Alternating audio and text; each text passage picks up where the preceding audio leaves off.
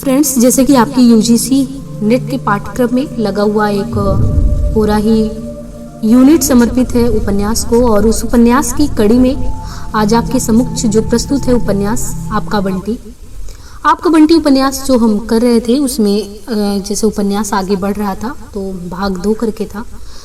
तो इसमें देखिए कि 3 लोग हैं, 3 पात्र हैं। पात्र केंद्र में है शकुन और साथ में चाचा करके जो वकील चाचा आए हुए हैं, और उनका बच्चा जो है शकुन का, यानी आपका बंटी, जो बंटी केंद्र में है। ये तीनों लोगों में आपसी तौर पे बातचीत चल रही है, लेकिन मुख्यतः तो 2 ही लोग में बातचीत चल रही है। और यहाँ पे देखिए कि बंटी के मन में जो कौतूहल है कि अपने माता पिता के तलाक को लेकर जानने की जो जिज्ञासा है, वो उसके अंदर वो चीजें जो है बढ़ी ही जा रही हैं। लेकिन इन चीजों से माता पिता हमेशा बच्चे को बचा के रखना चाहते हैं, लेकिन कितने दिन तक। और जैसे ही ये मौका मिलता है बंटी को, वो अपने चाचा से जिज्ञासु बस प्रश्न पूछना शुरू कर देता है, क्योंकि माँ अंदर चली गई होती है। वो बिल्कुल कि किस तरीके से अपनी बात को रखना है, मनवाना है, तो बड़ी ही चालाकी से वो कहता है कि चाचा, आपको जितनी गर्मी लग रही है उसे तो लगता है कि आप ठंडा ही पियेंगे, बोलिए क्या लाऊं। चाचा की आंखों में एक लाड़ उमड़ आया। बड़ी खातिर करना सीख गया है, तू तो एकदम ही बड़ा और समझदार हो गया है लगता है। मैं अभी आई, कहकर मम्मी अंदर चली गई, शायद मुंह धोने या चाचा के लिए कुछ लाने के लिए। बंटी धीरे धीरे से सरक कर चाचा के पास आया और उनकी कुर्सी के हत्थे पर बैठता हुआ बोला, चाचा, पापा कब आएंगे इस बार? इस प्रश्न में पापा के बारे में जानने की इच्छा भी थी, साथ ही यह भी उत्सुकता थी कि पापा ने कुछ भेजा हो, क्योंकि इसके पहले जब भी उसके पापा चाचा आते थे तो कुछ न कुछ भेजते थे। तो बाल मन यही कहता ना कि एक बार भेज दिया तो मतलब तो वो हमेशा भेजेंगे। तो पता नहीं, जब उसको लगा कि भाई ये मेरे किसी काम के नहीं, अब की बार तो कुछ लाए नहीं, तो उत्सुकता थोड़ी कम हो गई। पता नहीं क्यों चाचा एकदम उसका चेहरा ही देखने लगे कि मतलब कुछ भेजा नहीं। घनी बाहों के नीचे उसने ये चीजें पूछी कि इस बार पापा आएंगे कि नहीं आएंगे। ऐसा उसने जानने की कोशिश की कि कब आएंगे। जैसे ये प्रश्न वकील चाचा से पूछे तो वकील चाचा के एक तरीके से होश उड़ गए। एक तरीके से उनको लगा होगा कि ये क्यों पूछ रहा है, क्योंकि हो सकता है ऐसा पहले नहीं वो करता वो बंटे। इस प्रश्न में पापा के बारे में जानने की इच्छा भी थी, साथ ही ये उत्सुकता भी थी कि पापा ने कुछ भेजा हो चाचा के साथ। तो चाचा निकाले। पता नहीं क्यों चाचा एकदम उसका चेहरा ही देखने लगे। घनी भौं के नीचे कुछ अंदर को धसी आंखें जाने कैसी गीली गीली हो गई। बड़े दुलार से पीठ पर हाथ फेरते हुए बोले, पापा की याद आती है बेटे। झेपते हुए बंटी ने गर्दन हिला दी। बंटी को लगा जैसे चाचा कहीं उदास हो गए हैं। पीठ से हिलाता हुआ उनका हाथ उसे कांपता सा लगा। पापा की बात कहकर उसने कहीं गलती तो नहीं कर दी? पता नहीं, जब भी वह पापा की बात करता है सब कुछ गड़बड़ा जाता है। किससे करे वो पापा की बात? किससे पूछे उनके बारे में? पापा भी आएंगे बेटा, मैं जाकर उन्हें भेजूंगा। चाचा का स्वर इतना बुझा बुझा क्यों है? वे तो हमेशा इतने जोर जोर से बोलते हैं जिसे क्लास में पढ़ा रहे हो। मैं तो इस बार मिलकर भी नहीं आ सका, वरना जरूर तेरे लिए कुछ भेजता। और चाचा बड़े प्यार से उसके पीठ से हिलाने लगे, मानो कुछ न लाने की कमी वे ही पूरी कर देंगे। चाचा कुछ लाए भी नहीं। सूचना ने बंटी को और भी खिन्न कर दिया, वरना जब भी चाचा आते हैं पापा उसके लिए जरूर कुछ न कुछ भेज देते थे, और शायद यही कारण है कि उसे चाचा अच्छे लगते हैं। चाचा का जाना अच्छा लगता है, आना अच्छा लगता है। जो बंदूक तुम्हारे लिए भेजी थी वो तुम्हें पसंद आई? बहुत अच्छी, बहुत ही अच्छी थी। आपने देखी थी क्या बंदूक? बंदूक के नाम से जैसे मेरा हुआ उत्साह एक क्षण को जाग उठा। बच्चों के सामने आप जैसे बच्चों वाली थोड़ी बात कर देते हैं तो वो उत्साह बिल्कुल उनका जाग उठ जाता है, फिर वो अपना थोड़ा भूल जाते हैं चीजों को। चाचा भी अच्छा पासा खेले। उन्होंने बड़े उत्साह से पूछा कि जो पिछली बार बंदूक लाए थे तो वो बंदूक तो तुम्हारी बड़ी अच्छी थी। उसको लगा होगा अरे वाह, ये भी जानते हैं इस बात को। तो उसने कहा कि बहुत अच्छी बात है। वो बहुत ही उत्साहित हो गया। तो उन्होंने कहा, अरे जो तुम्हारे लिए लाया था वो तो मैं ही साथ में जाकर तुम्हारे पिताजी के साथ में गया था लेने। फिर चाचा यूं ही कमरे में इधर उधर देखने लगे। ये चित्र तुमने बनाया है? दीवारों पर मम्मी ने उसकी पेंटिंग गत्ते पर चिपका कर लटका रखी है। 3 शीशे के फ्रेम में मड़वा रखी है। हाँ, बड़े गर्व से बंटी ने कहा। स्कूल में मेरी और भी अच्छी अच्छी रखी है। आर्ट क्लब का चीफ हूँ मैं। अच्छा। चाचा ने शाबाशी देते हुए उसकी पीठ थपथपाई और फिर जैसे कहीं से उदास हो गए। पर यह भी कोई उदास होने की बात है भला? इतने में मम्मी घुसी, हाथ में ट्रे लिए हुए। लगा वह मुंह भी धोकर आई है। यो भी सूकर उठती है तो मम्मी का चेहरा बहुत ताजा ताजा लगता है। चाचा को गिलास पकड़ाकर मम्मी सामने वाली कुर्सी पर बैठ गई। तुम्हारा बेटा तो बड़ा गुणी है सगुन, कलाकार बनेगा। देखो ना, इस उम्र में ही इतनी अच्छी पेंटिंग बना रखी है। मम्मी ने उसे देखा क्या, जैसे लाड़ में नहला दिया। बंटी सोच रहा था मम्मी उसकी तारीफ में कुछ और कहेंगी, पर फिर सब चुप हो गए। हमेशा बोलते रहने वाले चाचा भी चुप और चाचा के सामने चुप रहने वाली मम्मी भी चुप। अंधेरा अंधेरा कमरा और भीतर बैठे लोग चुप, जैसे एक अजीब सी उदासी वहां उतर आई हो। चाचा कभी एक घूंट पीते और कभी उसकी ओर देखते, तो कभी खिड़की की ओर, पर खिड़की तो बंद है, उस पर पर्दा पड़ा है, वहां तो देखने को कुछ है भी नहीं। मम्मी एकटक जमीन को देखे जा रही है और वह है कि कभी मम्मी को देखता है तो कभी चाचा को। चाची जी अच्छी है बच्चे? आखिर मम्मी ने पूछा। ठीक सब है, कुछ इस भाव से कहा मानो इन सब में कोई दिलचस्पी ही ना हो। तुम गर्मियों की छुट्टी में कहीं बाहर नहीं जा रही हो इस बार? नहीं, एक तो पहले ही कई जगह का इंतजाम नहीं किया, क्यों भी इस बार यही रहने का इरादा है। मम्मी बात क्यों नहीं पूछ रही है? यानी उसको लगता है बंटी को कि मम्मी पापा की बात क्यों नहीं पूछ रही है इनसे, काम की बात। लड़ाई में क्या बात भी नहीं पूछते? अब देखिए बच्चे का मनोविज्ञान क्या होता है, उसकी मना स्थिति क्या होती है। उसको लगता है जब लड़ाई हो जाती है तो उसके बारे में नाम तक नहीं लिया जाता, नहीं पूछता कोई। कलकत्ते में तो अभी से गर्मी शुरू हो गई, यहाँ शाम को तो अभी बहुत अच्छा रहता है और रात को ठंड भी रहती है। बातें कर रहे हैं पर बंटी तक को लग रहा है कि जैसे कमरे का मौन नहीं टूट रहा है, उदासी नहीं छट रही है, या चाचा को क्या हो गया है। वैसे तो चाचा जब भी आते हैं उन्हें मम्मी से बहुत बातें करनी रहती है। शाम को या दोपहर को आएंगे तो रात के पहले कभी नहीं जाएंगे, और जब तक बैठेंगे लगातार कुछ ना कुछ बोलते ही जाएंगे। अगर मम्मी थोड़ी देर को उठकर चली भी जाए तो चाचा उसे बात करने लगेंगे, और कुछ नहीं तो उसका टेस्ट ही ले डालेंगे। टेबल पूछेंगे, स्पेलिंग पूछेंगे, चुप तो चाचा रह ही नहीं सकते। उन्हें इस तरह लगातार बोलते देखकर बंटी को ख्याल आया, अगर इन्हें कभी क्लास में बैठना पड़े तो बाप रे बाप सारा दिन सजा खाते ही बीते। मुंह पर उंगली रखे खड़े हैं या नहीं, मुंह पर डस्टर बांधे बैठे हैं।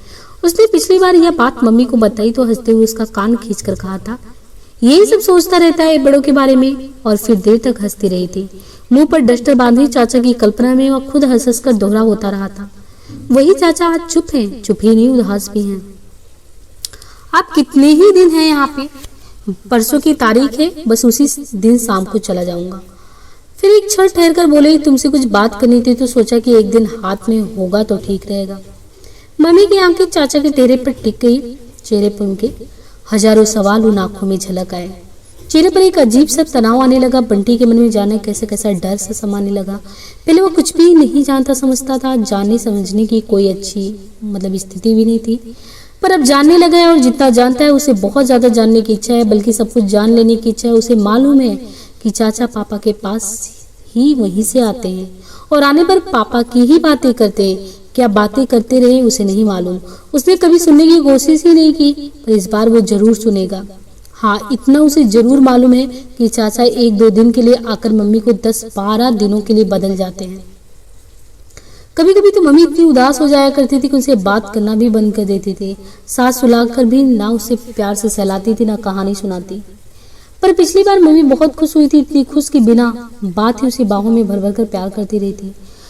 तब बंटी को शक हुआ कि चाचा की छड़ी में तो कोई जादू नहीं है। मम्मी पर फेर के चले गए और मम्मी बदल गई। तब उसने चुपचाप छड़ी को अपने ऊपर फिरा कर देखा, तो फूफी पर भी फिरा कर देखा था, पर उनको तो कुछ नहीं हुआ। नहीं छड़ी में, नहीं चाचा की बात में ही कुछ दम दिखा। आज पता नहीं कैसी बातें करेंगे। उसके बाद मम्मी खुश होंगी या उदास, इस बार वह सारी बातें ध्यान से सुनेगा।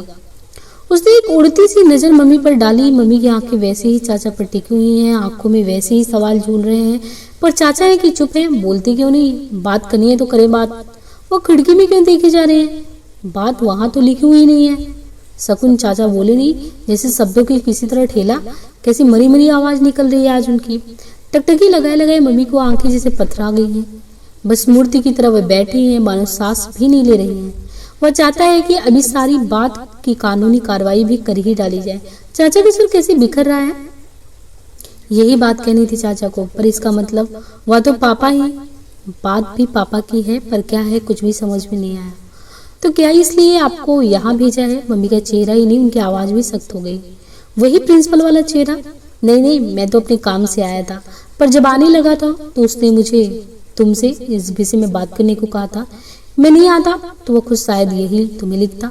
इसका मतलब चाचा मिलकर आए हैं पापा से, और अभी अभी उससे कहा था कि आने से पहले मिला नहीं। चाचा इतने बड़े होकर भी झूठ बोलते हैं। उसे बड़ों की बात के बीच में नहीं बोलना चाहिए, वरना वह अभी पूछता। चाचा ने शरीर ढीला छोड़कर पीठ कुर्सी पर टिका दी और आंखें मूंद ली, जैसे बहुत बहुत थक गए हों। बस हो गई बात, इतनी सी बात करने आए थे। ओह, ये भी कोई बात हुई भला?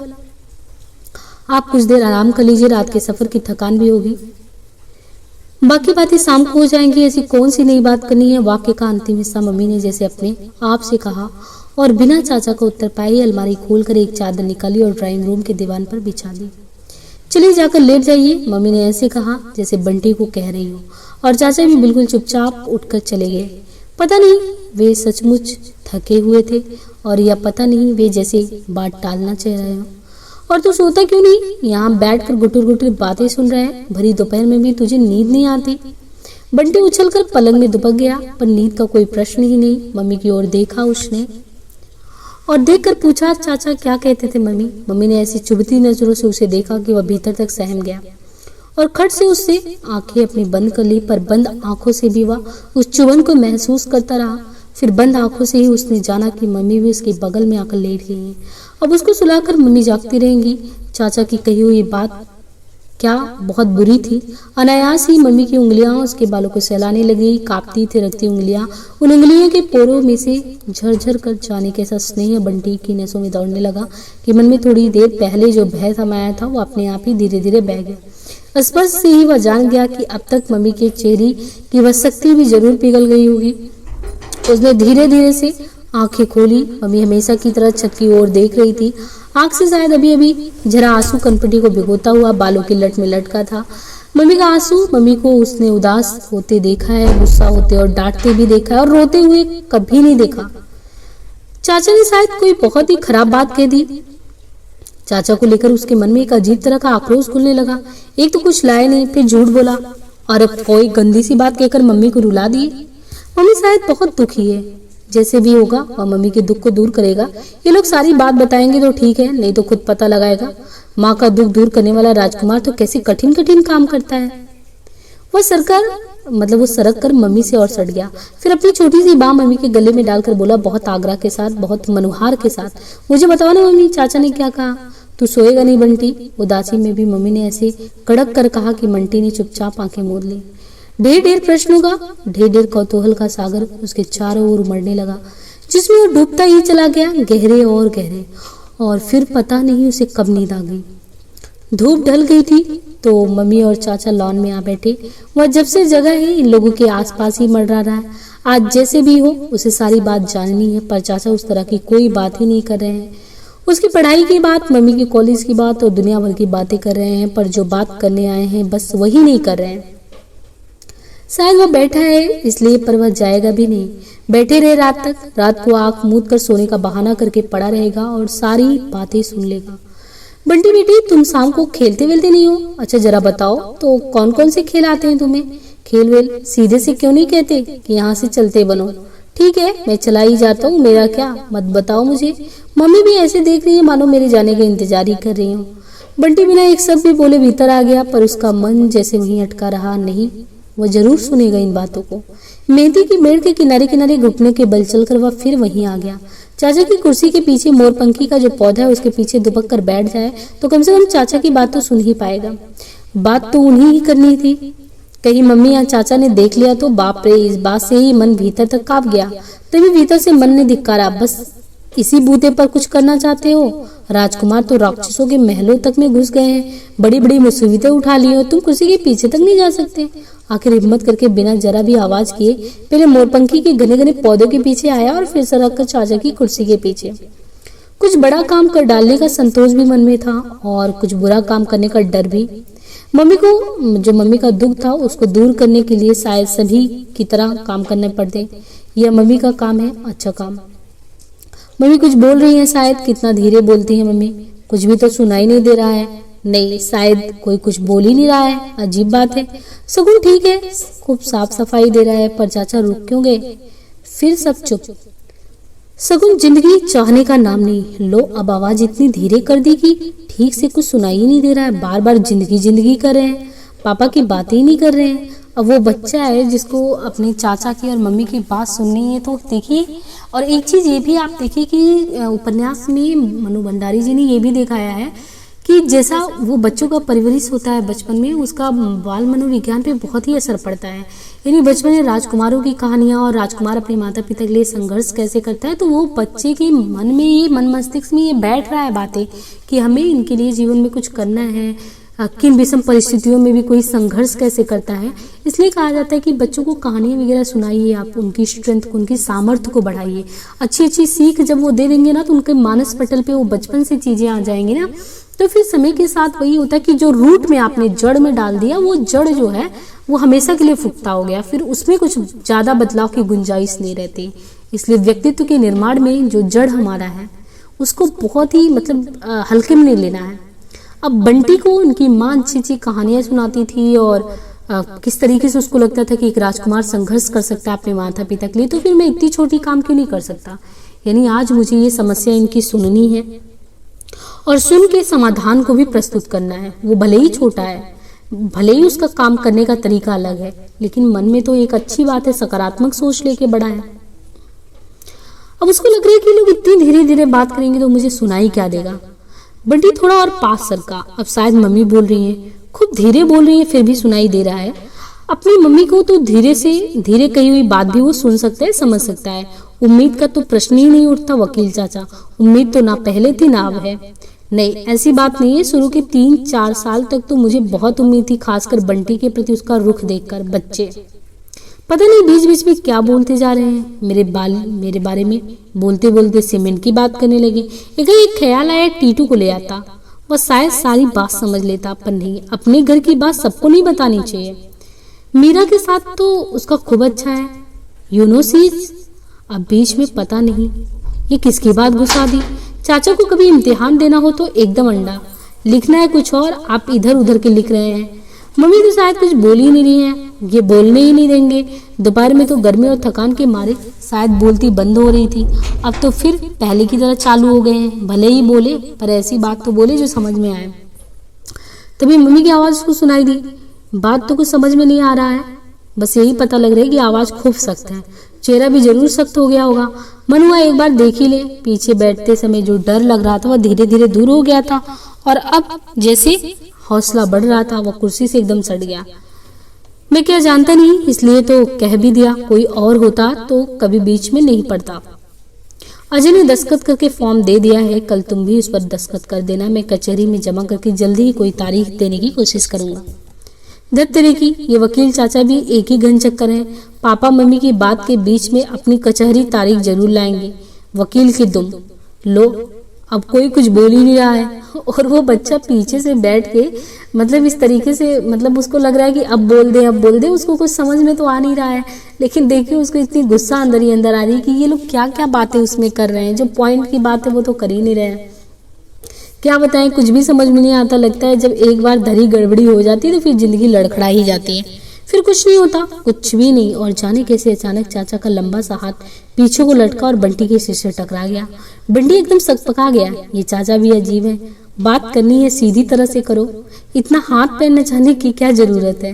अरे यह क्या बंटी, तुम यहाँ क्या कर रहे हो। और बेचारा इतने मुश्किल से वो पीछे छुपा था और पकड़ा गया। बंटी को काटो तो खून नहीं, छिपकर बातें सुन रहे थे। चाचा मम्मी की ओर इस तरह देख रहे हैं जैसे बंटी नहीं, मम्मी चोरी करते हुए पकड़ ली गई हूँ। बंटी ने नजरें झुका ली, जरूर मम्मी भी वैसी सख्त नजरों से उसे देख रही होंगी। उसकी हिम्मत नहीं हो रही कि आंखें उठाकर एक बार देख भी ले। उसकी आंखें ही नहीं, उसका सारा शरीर भी जैसे जहां का तहां जम गया। भीतर से बस एक धिक्कार उठ रही है, पता नहीं अपने लिए, पता नहीं चाचा के लिए। अच्छा है चाचा, मैं तो खुद चाहती हूँ कि यह अब सब कुछ जान ले।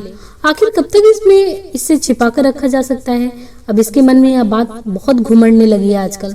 बंटी जैसे उभर आया, मन हुआ दौड़कर मम्मी के गले से लिपट जाए। कह दे चाचा को मम्मी तो उसे सब कुछ बताएंगी, क्या कर लेंगे आप। हाँ, बताने जानने को कौन मना करता है, पर ठीक से जाने। मेरा मतलब था यह छिपकर सुनने की आदत ठीक नहीं है। फिर आवाज को बहुत मुलायम बनाकर बोले, बंटी बेटा जाओ खेलो।